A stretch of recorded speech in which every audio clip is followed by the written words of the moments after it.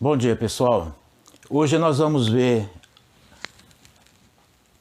na apostila 2, página 144, aula sobre progressão aritmética, é a aula 7 do setor A. O que é uma progressão aritmética? Progressão aritmética é uma sequência onde a partir do segundo termo é o anterior mais uma constante. E essa constante é chamada de razão. Veja, por exemplo, essa sequência que eu coloquei aqui. 3, 5, 7, 9, 11 e assim por diante. Você consegue perceber o seguinte, que a partir do segundo termo é o anterior mais uma constante. O anterior mais uma constante. O anterior mais uma constante. Como eu disse, essa constante é chamada de razão. Então, se você quiser determinar a razão de uma PA, basta você, por exemplo, pegar o segundo termo, que é 5, subtrair do primeiro. 5 menos 3, 2. Você pode pegar o terceiro termo, subtrair do segundo. 7 menos 5, 2. E assim por diante. Cada elemento de uma PA a gente chama de termo. Aqui está assim, ó, A1. O que significa A1? A1 significa o primeiro termo da PA. A2, o que significa? O segundo termo da PA, que é 5. De forma geral, nós podemos representar qualquer termo de uma PA por AN. Esse AN significa o A1, o A2, o A3, o A4 e assim por diante. E esse AN é chamado de termo geral. A razão de uma PA é sempre calculado por AN menos AN menos 1. Ora, substitua esse N por 2. Se o N é 2, AN menos 1 vai ser A2 menos 1, que é 1. Ou seja, A2 menos A1.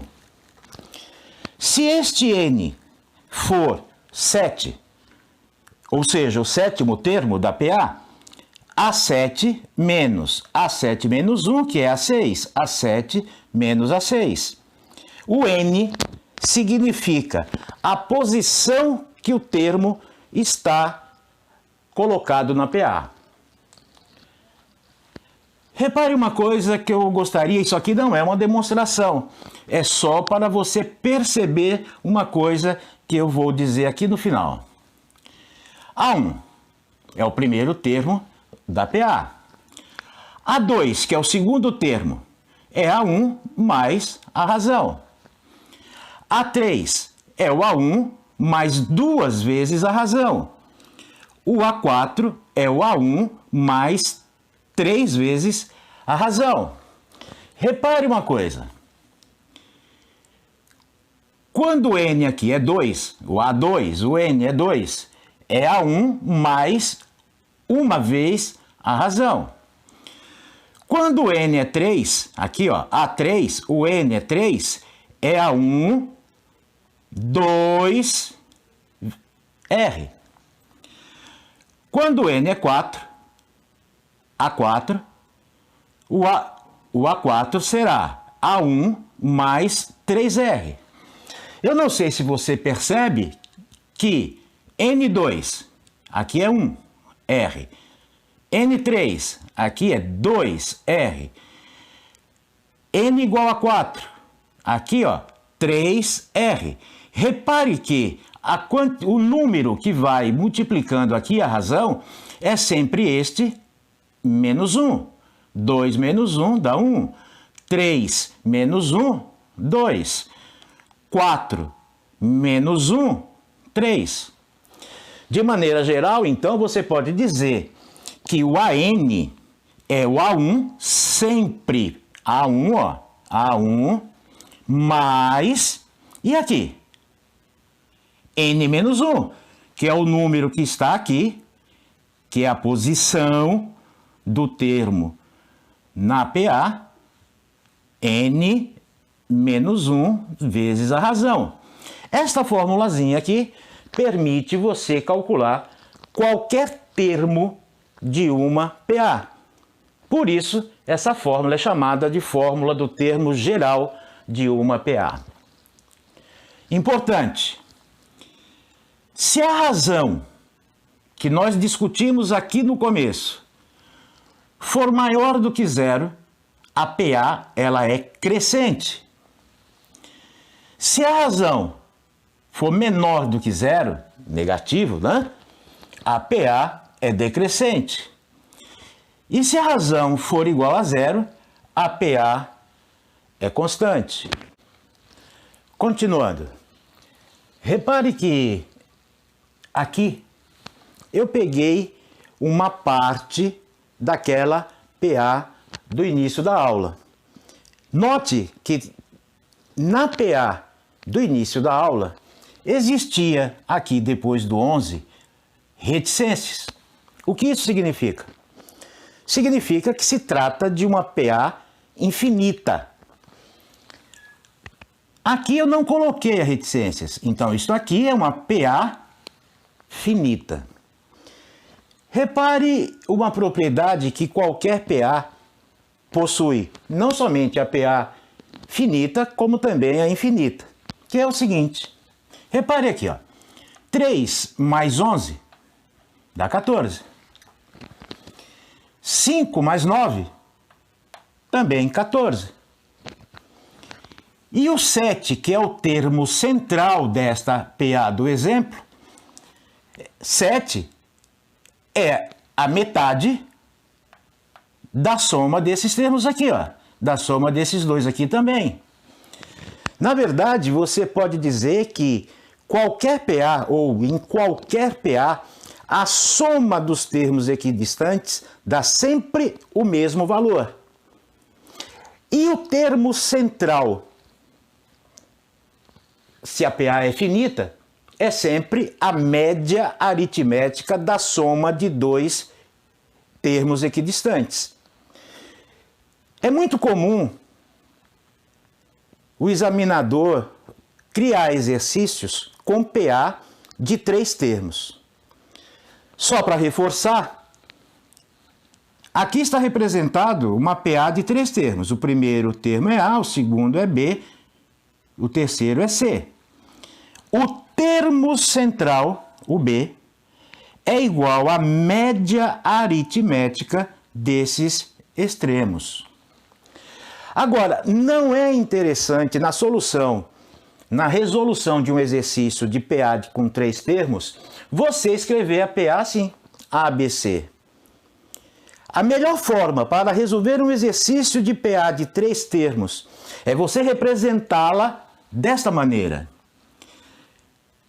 O termo central, que aqui no caso, claro, é o segundo termo, você chama de x. O próximo termo, x mais a razão. O termo anterior a este, x menos a razão. Esta forma de representar uma PA de 3 termos vai facilitar em muito a solução de exercícios. É raro, mas também pode aparecer exercícios onde o examinador trabalha com uma PA finita, uma PA de 5 termos. Ora, basta você pegar esta PA de 3 termos e seguir a mesma lógica. O termo central, x. O próximo, x mais r. O próximo, x mais r, ou seja, x mais 2r. O anterior ao x, x menos r. O anterior a este, x menos 2r.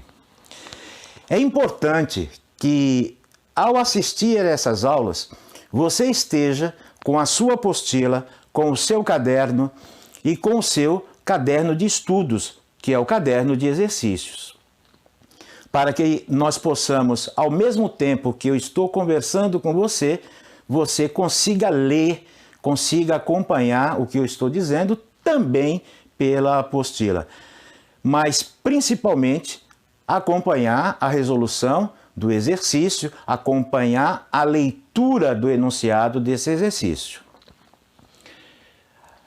Agora, nós vamos resolver os 2 exercícios desta aula a respeito de PA. Nós vamos iniciar agora a resolução dos exercícios da aula de termo geral de uma PA, exercício estes que estão na apostila. Exercício 1, PUC, Rio de Janeiro. Os números 10, x, y, z, 70 estão em progressão aritmética nessa ordem. Quanto vale a soma x mais y mais z? O enunciado dizia que 10, x, y, z e 70 formam nesta ordem uma progressão aritmética. E ele pergunta quanto vale a soma de x com y com z. Repare o seguinte, esta PA tem 5 termos. O primeiro termo, A1, é 10. O quinto termo, o A5, é 70. Nós vimos ainda há pouco que a fórmula do termo geral é AN igual a 1 mais N menos 1 vezes R. Eu vou substituir esse AN pelo A5, que eu conheço, que é 70. Ora, o A5 vai ser A1, 10, mais 5 menos 1, 4R. Substituindo o A5 por 70, você tem que 70 é igual a 10 mais 4R. 70 menos 10 igual a 4R. 70 menos 10, 60. O 4, vou dividir aqui por 4, eu obtenho que a razão desta PA é 15. Por que é importante você descobrir inicialmente a razão nesse exercício? Pelo seguinte, repare, 10 é o primeiro, quem vai ser o segundo? 10 mais a razão. Então, para descobrir o x, o y e o z, eu preciso anteriormente ter descoberto qual é a razão. Após você descobrir que a razão é igual a 15, repare só. Primeiro termo que era conhecido, 10. O x. Quem é o x? X é igual a 10, o anterior, mais a razão que é 15. X é igual a 25. Quem é o y? É o anterior, que é o x, que eu já descobri, que é 25, mais a razão. Então, o y é o x, 25, mais a razão, que é 15, o y é 40. Quem é o z? O z é o y mais a razão. Acontece que o y eu já descobri, o y é 40. Então, o z é o y, 40, mais a razão, que é 15, 55. A pergunta do examinador é qual o valor de x mais y mais z. Concluímos, então, que x mais y mais z é x, 25, mais y, 40, mais z, 55. 25 mais 40 mais 55 igual a 120. Acompanhe comigo agora a leitura do enunciado do exercício 2. Diz assim: no primeiro semestre de 2015, a empresa Aço Firme fabricou 28 mil chapas metálicas em janeiro. Em fevereiro, sua produção começou a cair, como uma progressão aritmética decrescente. De forma que em julho a sua produção foi de 8.800 chapas. Nessas condições, a produção da empresa nos meses de maio e junho totalizou. Agora nós vamos para a solução do exercício 2. Duas informações importantíssimas no enunciado do exercício 2. Lá está dito que no mês de janeiro a produção de chapas metálicas foi de 28 mil e que no mês de julho a produção de chapas foi de 8.800. Repare que eu coloquei aqui a sequência de janeiro até julho, só para chamar um pouco a atenção de vocês. A pergunta do exercício é: quanto de chapas metálicas, qual foi a quantidade de chapas metálicas que essa empresa produziu nos meses de maio e junho acumuladas? Ou seja, a quantidade de chapas produzidas no mês de maio mais a quantidade de chapas produzidas no mês de junho. Como eu havia dito, essas duas informações estão no enunciado. Mês de janeiro, a produção 28 mil, ou seja, A1 igual a 28 mil. A7, mês de julho, a produção de chapas 8.800. Lembrando, e toda hora eu vou reescrever esta fórmula para que você decore. AN é igual a 1 mais N menos 1 vezes a razão. Assim, quem é o A7? A7 é igual a A1 mais 7 menos 1, 6R. Substituindo os valores conhecidos. A7, 8.800, a produção do mês de julho. A1, 28 mil, a produção do mês de janeiro, mais 6R. Fazendo os cálculos, você chega à conclusão que a razão é de 3.200 negativo. Razão negativa. Era de se esperar que a razão fosse negativa. Porque no enunciado do exercício, o examinador diz que a sequência APA era decrescente. E como nós já vimos anteriormente, uma PA decrescente tem razão menor do que zero, tem a razão negativa. Agora nós vamos descobrir qual é a produção dessa empresa, dessa indústria, no mês de maio. Note que maio é A5. Aqui, ó, A1, A2, A3, A4, A5. Novamente usando a fórmula do termo geral. A5 é igual a 1 mais 5 menos 1, 4R. A5 é igual a 1, 28 mil, mais 4 vezes R, 3.200 negativo, que acabamos de encontrar aqui. Fazendo esses cálculos, chegamos à conclusão que A5 é igual a 15.200.